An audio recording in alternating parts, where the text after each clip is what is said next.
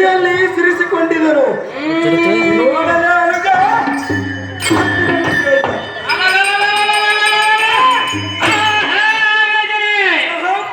ಈ ಸ್ಥಾನವು ನಿಜ ಆದರೆ ಸತ್ಯವಂತರಿಗೆ ಪವಿತ್ರವಾಗಿರುವುದು, ವಂಚಕರಿಗೆ ಅವರ ಸಂಚಿತ ಕರ್ಮಾನುಸಾರ ಪವಿತ್ರ ಆಗಿರುತ್ತದೆ. ಅಣ್ಣ ಬರೋಣ.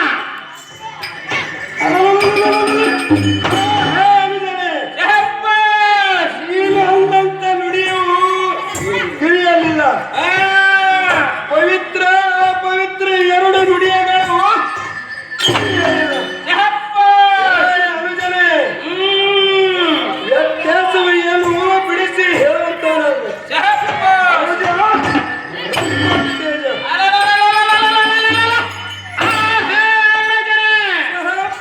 ನೀನು ಹೇಳಿದ ಪವಿತ್ರವಾದ ಸ್ಥಾನವು ನಿಜವಿರುತ್ತದೆ.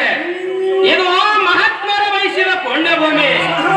ಇದರಿಂದ ಇಲ್ಲಿ ಕಳ್ಳು, ಕಪಟ, ಅಮೃತ್ಯ, ಅಸತ್ಯ, ಪರನಿಂದ್ಯ, ಮತ್ಸರ, ಸಿಂಹ ಇತ್ಯಾದಿ ದುಷ್ಕರ್ಮಿಗಳಿಗೆ ಪವಿತ್ರವಾಗಿರುತ್ತದೆ. ನಿಷ್ಠಾವಂತರಿಗೆ, ಸದ್ಭಕ್ತರಿಗೆ ಪವಿತ್ರವಾಗಿರುತ್ತದೆ. ಅದಕ್ಕಾಗಿ ಏನಿಗೆ ಸಂಶಯ ಮಾಡ್ತಾ ಇದ್ದ ತೇಜ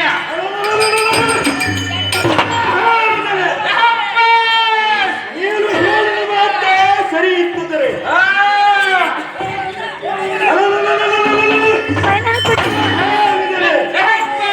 ಹಿಂದಕ್ಕೆ ಕಾಲು ಹಿಂದಕ್ಕೆ ಇಡಬಾರದು. ನಮ್ಮ ರೆಕ್ಕೆ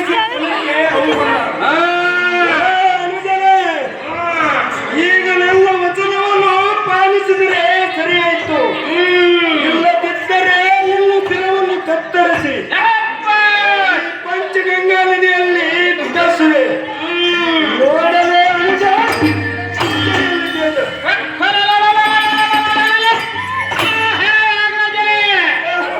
ವಿನಾಶ ಕಾಲಕ್ಕೆ ವಿಪರೀತ ಬುದ್ಧಿ ಪ್ರಾಪ್ತವಾಗಿರು.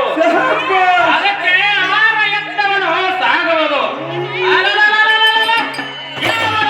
ವರವನ್ನು ಪಡೆದು ಸುಖದಿಂದ ಮಾಡಿದರು.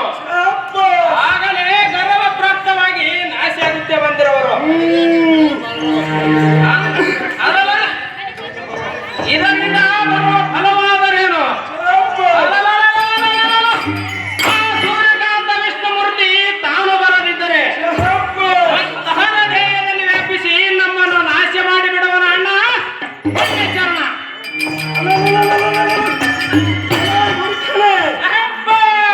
ನೀತ ವಿಷ್ಣುವನ್ನು ಮಾತು ಕೇಳಿ ನಮ್ಮ ಮುಂದೆ ಹೊಗಳುತ್ತಾ ನಿಂತಿರುವ ನಿನ್ನ ಹೃದಯದಲ್ಲಿ ಬಂದು ಬಾಂಧವರೆಂದು ತಿಳಿದಿದೆಯಾ?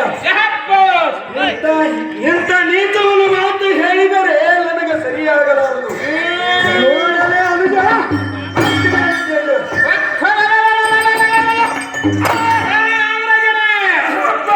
ಈ ನಿನ್ನ ಕೋಪಕ್ಕೆ ಮತ್ತು ನಿನ್ನ ಖಡ್ಗಕ್ಕೆ ನಾನು ಹೆದರುವನಲ್ಲ.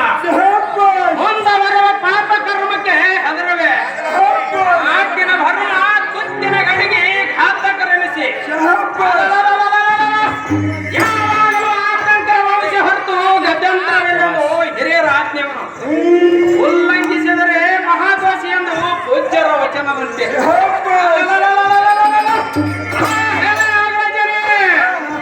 ನಿನ್ನ ಇಷ್ಟವಂತೆ ಆಗಲಿ. ಶ್ರೀ ಪ್ರಭುಲಿಂಗನ ಕೃಪೆ ತಪ್ಪಿದ ಮೇಲೆ ಆರ ಯತ್ನವನು ಇಲ್ಲ ಇಲ್ಲಿಗೆ.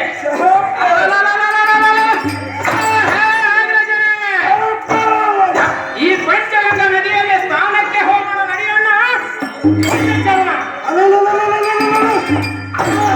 ಅನುಜನೇ ಹೋಗಡು ನಡಿ. ಅನುಜ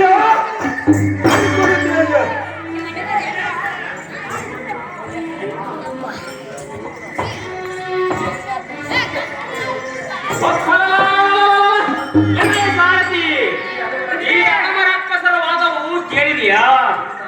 ಎಲೆ ಸಾರಥಿ, ಇಂಥ ಪವಿತ್ರ ಸ್ಥಾನದಲ್ಲಿ ವಂಚಕರು ಪ್ರೇತ ನಡೆಸಿದರು.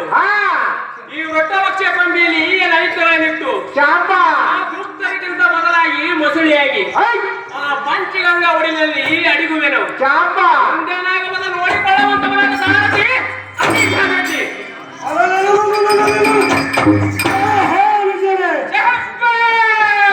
ನೋಡಿ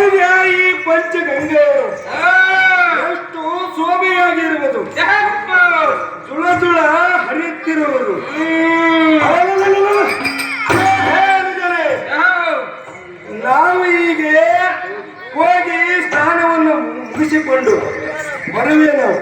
ನೀನು ಯಾರು ಬರದಂತೆ ಕಾವಲಿಗಾಗಿ ನಿಲ್ಲು.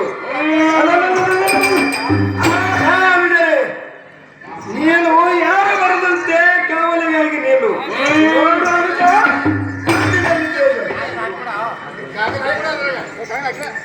ಅಯ್ಯೋ ಅನುಜರೇ, ಘಾತವಾಯ್ತು. ಘೋರತರವಾದ ಮಗರವು ಬಂದು ನನ್ನನ್ನು ನುಂಗಿತ್ತು. ತಮ್ಮ, ನಿನ್ನ ಮಾತು ಕೇಳದಿದ್ದರೆ ಈ ಮಸಳಿ ಪಾಲ ಆಗಬೇಕಾಯಿತು. ಇದು ವಿಷ್ಣುವಿನ ಕಪಟ ಜಾಲ ನಿಶ್ಚಯವಾಯಿತು.